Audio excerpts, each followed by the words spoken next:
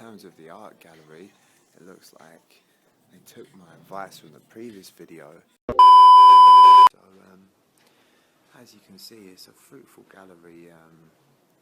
It's really thriving, it's coming along nicely. So really the bottom line is, if anyone's got any pieces of art to submit to the library, then just submit. And actually transformed it into a space, a living space. I mean, is this really art, or is it a statement of intent? Who really knows? So let's come around this side.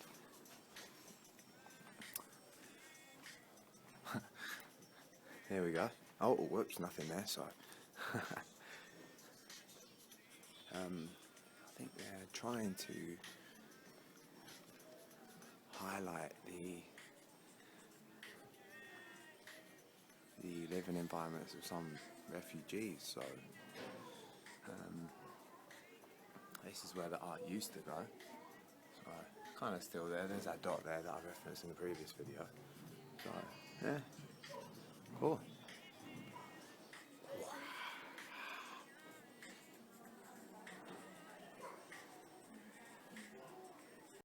Yeah, so the thing is, every time I see myself on camera, it's almost like it's 2010, you know, when people first get cameras and stuff. I never had a camera, so this is my version of experimenting with technology that's been around for 10 years, so a little bit late, but doing other things at that time, so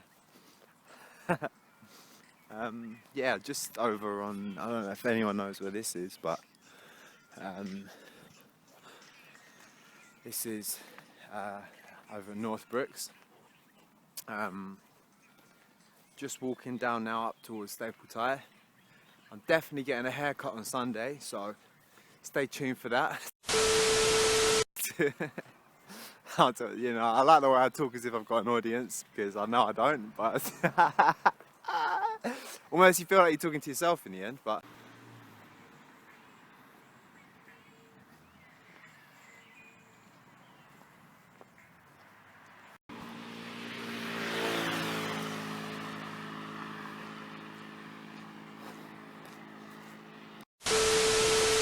just leaving Staple Tire Library.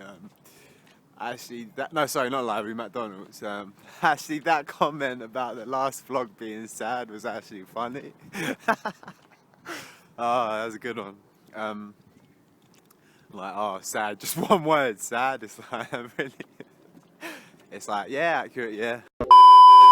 So, just now on my way to the other McDonald's to finish even more work, because the thing is, I'm not saying I've bitten off more than I can chew, but there's a lot to do. Yeah, actually spoke with a girl earlier who I quite like. Let's leave that on. I just want to go back to that sad comment. It was so funny, you know. Just one word. It's just like sad. So yeah, pretty much sums up how everyone's feeling. The thing that is quite funny is that, like, everyone knows not to feel sorry for me as well, which is good. Because, you know, sometimes you might think, oh, that poor guy. I'm not even getting that, so no, yeah. Because the thing is, I don't need that either. I think that's probably, if anything, yeah. So yeah, as I say, on my way to from one corner of the town to the next, really, I suppose. But like, for example, my dad did a decorating job, and he was asked to do it. It took him probably double or triple the time that it would have taken someone else to do it, and he was never asked back. And okay, you can turn around and say, oh yeah, but I like to do things properly, and I like to be thorough, and all that kind of stuff. But we don't live in a fairy tale. You know, like, you have to, you know, it's about how quickly you can get the job done without compromising quality, like I just said before. So, that's quite funny bringing it up, but yeah, that's really where I'm at right now. Just wanted to, what was actually something I was going to say, can't remember. I find it quite amusing how, like, people will speak on their phones for added security, or like be on video calls and stuff, but in reality, like, surely you become more of a target when you have an expensive phone in your hand. I mean, imagine how easily accessible that is to criminals. So I just want to say one final thing. Like, I just saw one person just bowl straight through the town park. It's just a young guy as well, straight through the pitch black town park that I occasionally avoid.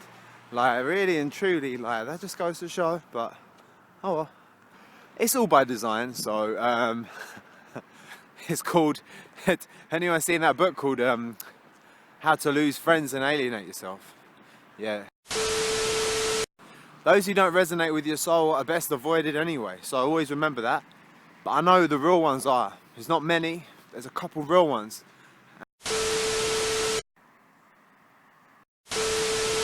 Obviously, I heard quite a few rowdy voices and like, being in sort of a rowdier town and carrying like a 450-pound laptop on a Friday night is kind of maybe a bit ill-advising. I've got to keep my wits about me at least a little bit, because I care to a degree, but I'll probably be fine, you know. Yeah. So yeah, really, that's literally all I tuned on to say. I remember I wanted to just quickly say that anyone hear about this new initiative where the police recently removed like £75,000 worth of weaponry and drugs off the streets in Harlow? So it's been a bit of a crackdown, obviously in an attempt to clean up the streets, but there was also a police survey in the library today where you could offer feedback on like how the police have been doing, how well the police have been doing. So I was getting a bit distracted. I just can't really see that well ahead of me. So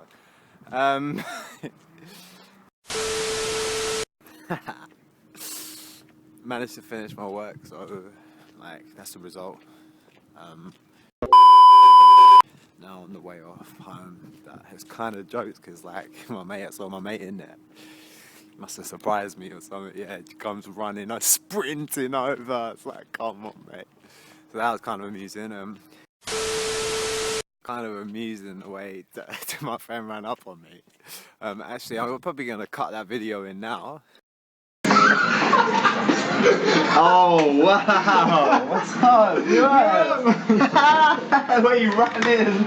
How's your night? I actually looked to see if you was in or not. Nice. Just over there actually. Huh? Just over there. Sweet, mate.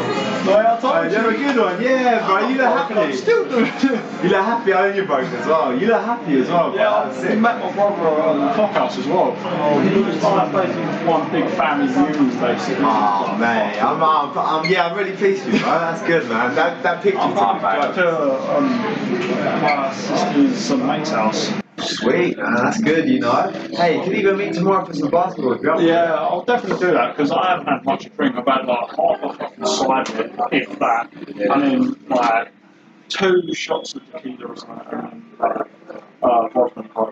It's like different mood from when normally there. Like me sitting there and me on this one here and then. Hey, bro, nice one, mate. Take it easy.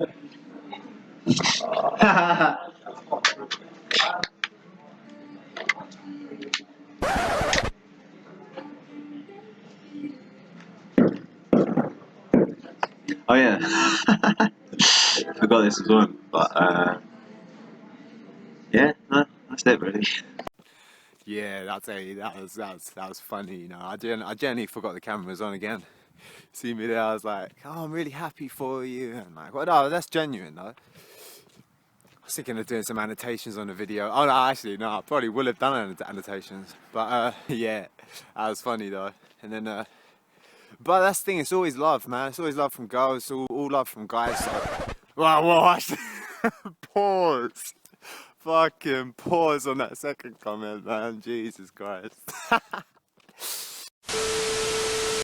But it's amusing, man. Life is amusing and fulfilling, and you have your lows, you have your highs. But one thing I've always retained is a sense of humour.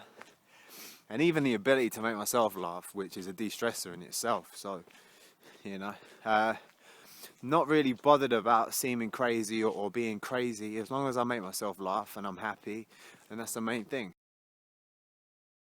Just a little tip for everyone: one way to build your confidence is always interact with a lot of people, strangers, people you wouldn't normally interact with, older people, younger people, just whoever really comes across your path. I mean, that's what I find, at least, anyway. And that way you can work on your character development rather than standing in the same place.